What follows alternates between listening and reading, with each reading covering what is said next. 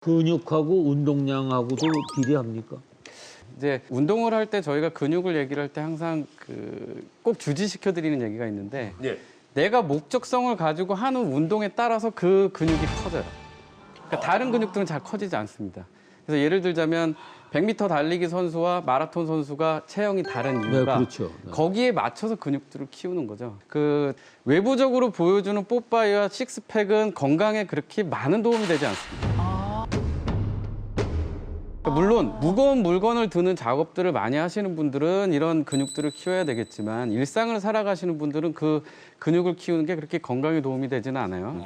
실제 건강한 근육들, 우리가 걸음을 걷고 뛰고 계단을 올라가고 이런 근육들도 마찬가지로 그 근육의 부피를 키워주는 그런 근육들이 아니라 내 근육이 늘어나면서 힘을 발휘해주는 이런 근력들이 필요한 거예요. 운동은 내가 건강을 지키기 위해서 근육을 늘리면서 운동하는 방법의 운동을 많이 하는 사람들은 내 일상을 지켜내는 그런 근육들이 훨씬 더 많이 자라나게 되는 거죠. 아니 내가 왜 운동량과 그 비례하냐면은 제가 그렇게 큰 어떤 그 운동을 하지도 않는데 108배 하시잖아요. 아니 근데 내가 그 얘기예요. 내가 연골 수술도 했어요. 내가 네. 고등학교 때 그 이제 경기도 중에 다쳐가지고 그리고 사실 허리도 안 좋은데 108배도 하고 일주일에 2번씩 1000배도 했어요. 근데 뭐 무릎이 아프다든가 허리가 아프다든가 이런 증상이 한 번도 안 나타나거든요. 단련이 된 거죠. 근데 그거는 어떤 이유예요? 이제 카일성님 같은 경우는 조금 얘기가 달라요. 왜요? 그러니까 어렸을 때부터 운동을 하셨던 분들은 그렇죠. 많이 했죠. 어렸을 때부터 이 근육량을 이만큼을 키워놓으신 거예요. 그러니까 나이가 들어서 소실이 돼 간다 하더라도 얘네들의 근육 양이 잃어버리는 속도만큼 다른 사람들하고 다르게 적게 소실이 되는 거죠. 퍼센테이지가. 그러니까 지켜내기가 훨씬 더 쉽습니다. 그러니까 남들과 비슷한 정도의 운동량만 가지고 가시더라도 근육의 양은 충분히 지켜내기가 쉬우신 거죠. 저는 지금 근력 얘기가 나오니까 속으로 굉장히 아주 걱정이 많이 되는데 아까 젊었을 때 운동을 많이 한 게 지금 보험 들어놨던 걸 쓰는 그런 결과나 마찬가지라고 하셨는데 저도 생각해 보니까 젊었을 때 굉장한 운동을 했어요. 무슨 운동이? 우리 집이 한 4, 5년 동안 저 꼭대기 살았어요. 저기 향촌동이라고 물이 안 나왔어요. 거기 사는 동안에. 중학교 3학년서부터 내가 거의 고등학교 졸업할 때까지 엄마를 위해서 물찌개를 졌거든요. 그게 굉장한 힘이에요. 그 일어날 때 무슨 힘으로 일어나냐면 이 하체, 엉덩이와 허리 힘으로 딱 일어나야 되거든요. 저는 다른 것보다 물찌개지는 건 굉장히 자신이 있었어요. 그때 4, 5년 동안 노동을 했기 때문에 그래도 조그마나마 근력을 지금까지 내가 유지하고 있지 않나. 그러니까 다행히 지금 물이 이 얘기가 나왔어. 어떻게 보면 현실적으로 보자 그러면 우리나라의 가장 큰 문제일 수도 있습니다. 그러니까 제가 생각하기에 이렇게 쭉 환자분들을 뵈면 70대, 80대, 60대 분들이 젊었을 때 가지고 있던 힘보다 지금 40대, 50대를 살아가고 있는 사람들의 힘이 약해요. 그 나이 때 사셨던 분들. 저희보다 지금 우리 아이들 엄청 약합니다. 그럼 이 친구들이 나중에 40대가 되고 50대가 되고 60대가 된다 그러면 이 여러 가지 문제들이 정말 많이 발생을 할 것 같아요. 맞습니다. 그러니까 뭐 제 개인적인 생각에는 전 세계에서 아마 우리나라 아이들이 제일 덜 뛸 겁니다. 아마 꼴찌일 거예요. 뛰는 양을 보면, 활동량을 보면. 지금 아이들이 40대, 50대가 됐을 때에 그 근육을 하일성 씨처럼 비축을 못 해놓은 상태가 된 상태에서 약화가 된다 그러면 정말 그 이후에는 큰 일이 벌어지지 않을까. 그래서 뭐 공부도 중요하지만 우리 아이들을 훨씬 더 많이 잘 뛰어놀 수 있는 그런 사회적 환경을 만들어주는 것도 이 국가적인 차원에서도 매우 중요한 일이지 않나 그 싶습니다. 말씀에 동의를 하는 게요. 중고등학교 감독들 얘기를 들어보면 말이죠. 그렇게 뼈가 잘 부러진답니까 선수들이. 부딪히면. 저희들은 뭐 그게 부딪혀서 뭐 부러져온 예가 거의 없는데 지금은 조금만 부딪혀도 뼈가 부러지고 많이 그런다는 약해진 얘기를 거죠. 많이 들어요. 예. 많이 약해진 거죠. 네, 많이 약해진 거예요. 운동해라, 운동해라. 왜 그렇게 강조를 하는지 참 이제 좀 알 것 같군요. 실제로 운동을 하면요. 건강하게 오래 산다는 것이 검증이 이게 된 겁니까? 뭐 사실 뭐 관련 자료야 뭐 네. 찾기 시작하면 뭐 한도 끝도 없이 많이 나올 겁니다. 예. 사실 뭐 건강과 뭐 운동과 뭐 수명 관련된 뭐 자료들은 워낙 많은데요. 그 영국 이제 캠브리지대 의과대학에서 한 연구에 따르면 무려 한 33만 명 정도를 대상으로 했고요. 12년 정도 추적 관찰을 했더니 네. 이게 매일 하루에 한 20분씩만 뭐 대단한 운동이 아니라 빨리 걷기만 하는 사람이 그렇지 않은 사람에 비해서 그 조기 사망의 위험이 한 15%에서 한 30% 정도 감소를 했다. 이런 아주 많은 사람들을 대상으로 한 연구 결과가 실제로 존재하거든요. 뭐 그 이외에도 뭐 하루 평균 30분도 안 되는 운동을 꾸준히만 해도 뭐 DNA가 한 9년 정도 젊어질 수 있다. 예, 뭐 이런 연구 결과도 있고요. 그래서 사실은 이제 우리가 이제 좋은 음식을 먹는 것만큼 그것만큼 또 중요한 게 운동이다라는 그런 인식의 전환이 꼭 필요한 시점인 것 같습니다. 예. 근육 그러면 운동을 다 헬스장에 가서만 하시려고들 하세요. 네. 이게 보편적으로 조금 잘못되어 있는 인식이다 생각하시면 돼요. 헬스장을 가서 하면 훨씬 더 좋겠지만 일상적인 이런 삶 속에서도 충분히 근력 운동을 할 수가 있거든요. 근육을 어떻게요? 늘릴 수도 있고. 어떤 방법이? 뭐 예를 들자 그러면 저는 이제 많이 쓰는 방법 중에 하나인데 진료하는 중간중간에 벽을 잡고 팔굽혀펴기를 합니다. 뭐 10개가 됐든 5개가 됐든 짬짬이 날 때마다 하는 거죠. 다리 굽혔다 폈다 이런 동작도 많이 하고 그래서 돌아다니면서 계속 운동을 하는 거죠. 그런 식으로 근력을 길어지게 되면 이게 건강한 근육을 기르는 방법이에요. 네. 제가 투명공 네. 운동법을 제가 해요. 아, 네. 투명공 운동법이 뭐냐면은 공이 실제는 없어요. 근데 그 공이 있다고 자기 본인은 생각하고 던졌다가 받는 거예요. 네. 어머. 던지고 받고 침대에서 들어놓으서도 벽을 향해서 얼마든지 던지고 그럼 왼손으로 사운드도 또 받고. 내시지. 딱 이러고. 아 예. 그거 그건 밤에 혼자서 그러고 있는 거 보면은 누가 보면 좋은 사람인 줄 알지. 이게 지정신으로 알겠어. 그거? 제가 이렇게 하는데 하다가 우리 집사람이 들어오는 걸 느껴가지고 얼른 이렇게 뭘 찾고 있었어요 일부러. 그러니까 뭐 해요? 그래서 공 찾죠. 그러니까 공이 어디 있었어요? 그래 이상하다고 싹 볼일 보고 나가더라고요. 그래 난 또 이제 해가지고 다시 혼자서 이러고 있어. 그 얘가 이 사람이 문을 꼭 안 닫고 막 꼭 보고 있었어요. 그러더니 전화를 하더니 얘 내 아빠 이상하다. 요거만 신경 쓰셔야 됩니다. 네. 가만히 있으면 해가 다르게 줄어든다는 근육. 그런데 근육이라고 다 이 똑같은 게 또 아니라고 합니다. 우리 근육은 보이는 이런 근육들 말고요. 내부 장기들도 여러 가지 근육들로 이루어져 있어요. 그래서 예. 심장, 위, 방광, 혈관 내에도 들어가 있고 숨을 쉬게 해주는 횡격막도 다 근육이라고 보시면 되는데요. 네. 이런 것들을 되게 그냥 내장 근육 이렇게 표현을 한다 그러면 내장 근육들도 나이가 들어가면서 이제 약해지게 되겠죠. 그런 것들이 여러 가지 질환들을 만들어내서 하다못해 방광의 기능이 약해져서 요실금이나 아니면 빈뇨 같은 것들이 생기게 되면 밤에 아무래도 잠을 잘 못 자고 화장실을 자주 가게 되거나 여러 가지 통증 질환들, 뭐 소화장애, 심장이 약해지면 이제 뭐 빈맥 같은 것도 생기죠. 그런 것들이 수면의 질을 계속 떨어뜨릴 수 있습니다. 근데 우리가 겉으로 보여지는 눈으로 보이는 근육들은 이제 나이가 들면서 운동을 안 하고 살이 찌면서 점점 근육량이 소실된다고 말씀하셨는데 그럼 그 내장 근육은 왜 줄어드는 겁니까? 내장 근육도 어차피 근육이기 때문에 나이가 들어가면서 퇴화돼가면서 이제 소실이 돼 가는데 그래서 이 근육들은 되게 저희가 이제 불수의적, 자발적으로 움직인다 이렇게 얘기를 하죠. 그래서 머리에서 아무리 명령을 내리고 내가 아무리 힘을 주려고 해도 그게 컨트롤이 못하는 것처럼 얘네들을 더 강하게 뭔가 좋게 이렇게 만들기는 좀 어려운 그런 근육들이에요. 예, 서정훈 원장님. 네, 나이가 들수록 또 피할 수 없는 게 노안인데요. 노안도 근육이랑 상관이 있습니다. 예, 그래서 안구를 잡고 있는 것도 근육이거든요. 그렇죠. 그래서 안구를 탱탱하고 잡고 있느냐 아니면 느슨하게 잡을 수밖에 없느냐는 결국 근육의 노화랑 상관이 있는데 다른 근육에 비해서 우리가 늘 눈을 뜨고 살고 있잖아요.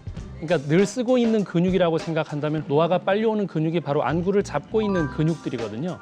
예, 그래서 우리가 정보의 83%는 눈으로 들어온다고 하지 않습니까? 예, 그러면 스트레스의 원인이 되는 첫 번째 장소가 안구를 쓰는 그 근육에서 오거든요.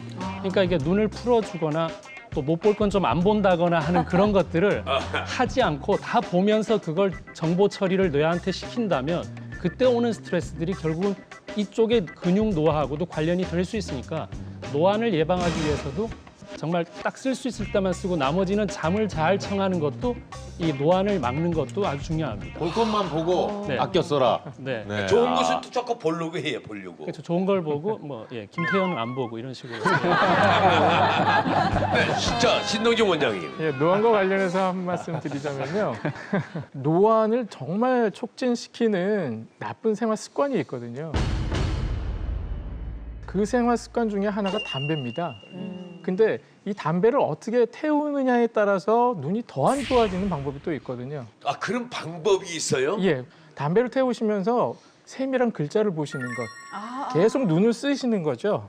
그렇게 되면 담배의 나쁜 성분들이 다 눈으로 몰려가게 됩니다. 어머. 우리가 소화를 하게 되면 위장 쪽으로 혈액이 몰려가서 소화를 시켜야 되는 것처럼 많이 사용하는 근육 쪽에 혈액 순환이 순간적으로 증가하게 돼 있거든요.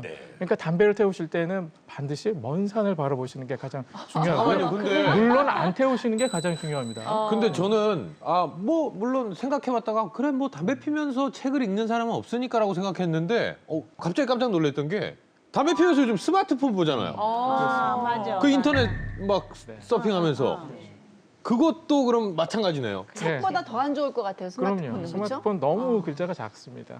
그러면 이때도 담배를 끊어야지 생각했는데 스마트폰을 끊어야 되겠구나 생각해보니까 이건 문제입니다, 진짜 확실한.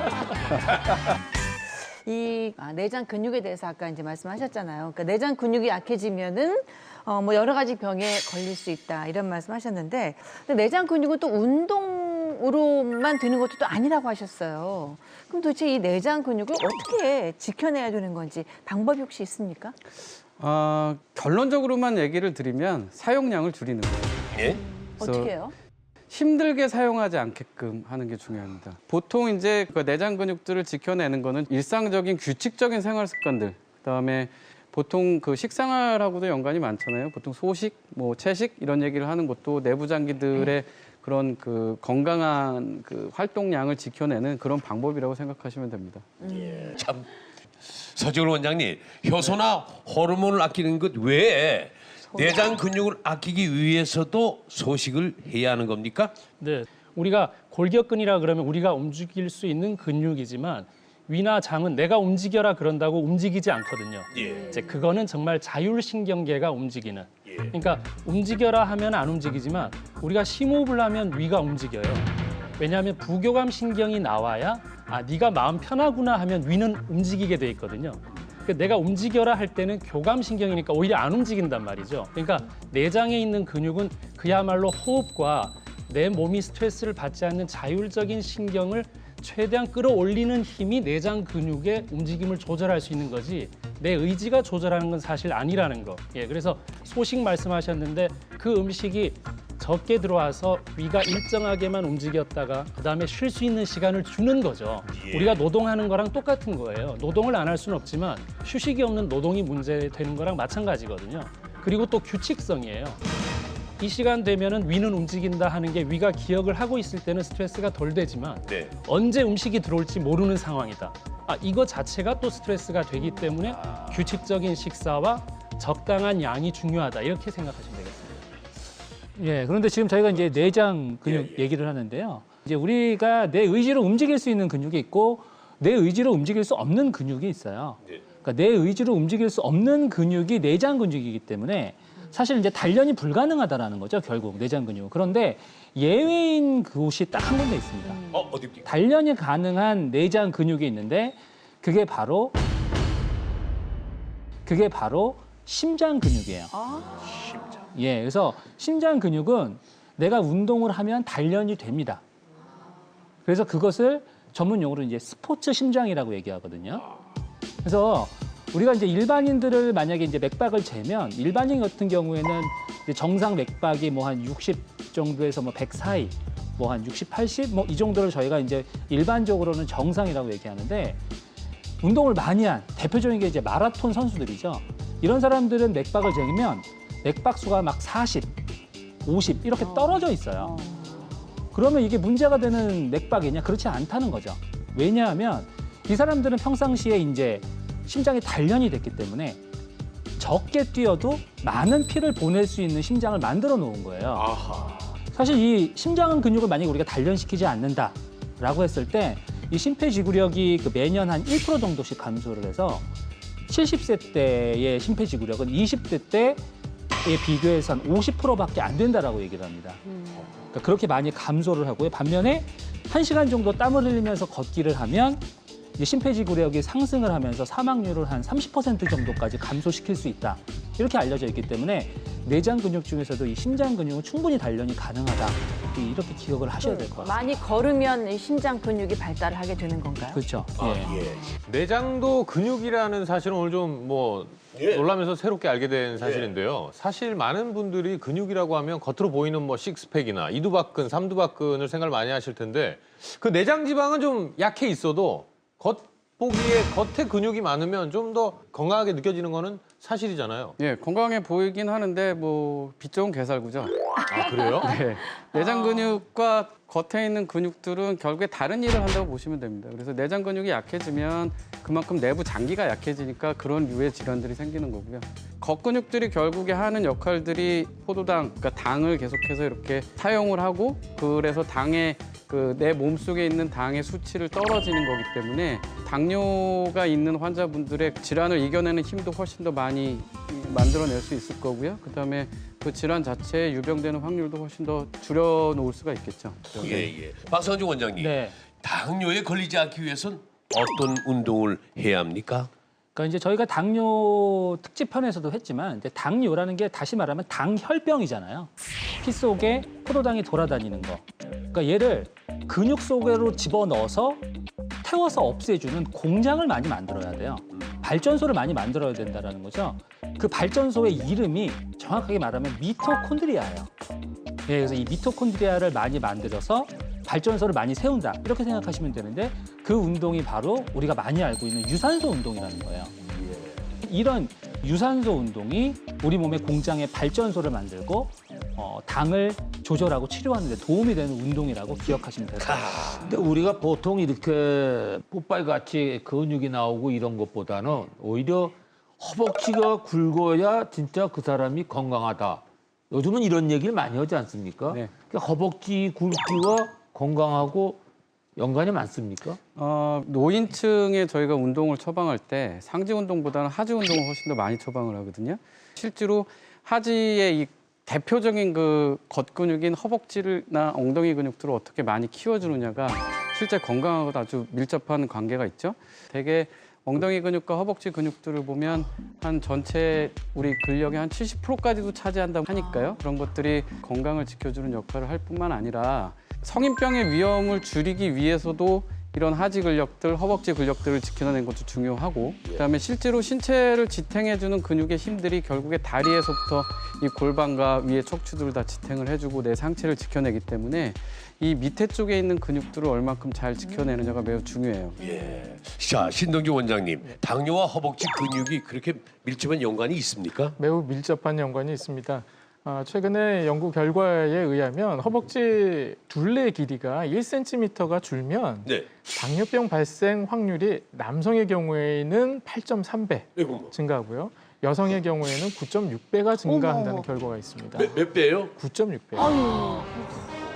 실제로 남성의 경우에 허벅지 둘레가 43cm 이하인 사람이 60cm 이상인 사람보다 당뇨병 발생 확률이 4배가 높고요. 아우, 세상에. 여성의 경우에는 허벅지 둘레가 43cm 미만인 분이 허벅지 둘레가 57cm 이상인 사람에 비해서 무려 5.4배가 당뇨병 발생 확률이 높습니다. 꿀벅지란 말이 많네요. 그게. 이 허벅지 두께가 또 그 장수하고도 연관이 있어요. 그래서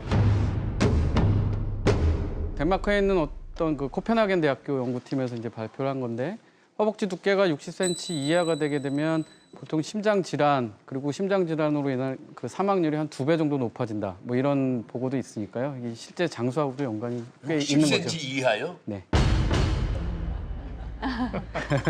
근데 허벅지가 장수하고도 관련이 있는 거는 확실한데 이렇게 좀 늙어 보이는 것도 허벅지가 굉장히 중요한 그 역할을 하는 것 같아요. 왜냐하면 이렇게 연세 드신 분들 보면 이 허벅지부터 이렇게 쫙 빠지게 되고 저희 남편도 그 시아버지, 그러니까 자기 아버지를 보면서 아 우리 아버지가 이렇게 정말 나이 드셨구나라고 느낀 게 그 그 목욕탕 가서 이렇게 때밀어주고 막 이러면서 그 가늘어지고 근육 빠진 그 허벅지를 볼 때 진짜 눈물이 날 만큼 슬펐다고 하는데 제가 요즘 남편을 볼 때 아 우리 남편 늙었구나 하는 걸 허벅지가 가늘어진 걸 보면서 거기다가 네. 100까지 나와봐야 이틀이요. 예, 그러니까 완전히 무슨 호박에다가 이렇게 이쑤시개 꽂아놓은 것 같이 점점 이제 그런 몸매가 돼 가는 것 같더라고요. 그때 마음이 정말 남편을 짠하고 호박에다 이쑤시개를 아니 뭐 이를테면 꽂아놔, 약간 보고. 체형이 이제 그렇게 보고 눈물이 난다고 그랬잖아요. 가슴이 아프다. 하여튼 옛 어른들이 그래서 왜 남자를 볼 때 하체를 봐라. 응, 하체가 튼실해야 된다. 이런 얘기 하신 게 다 일리가 있는 말씀이었네요.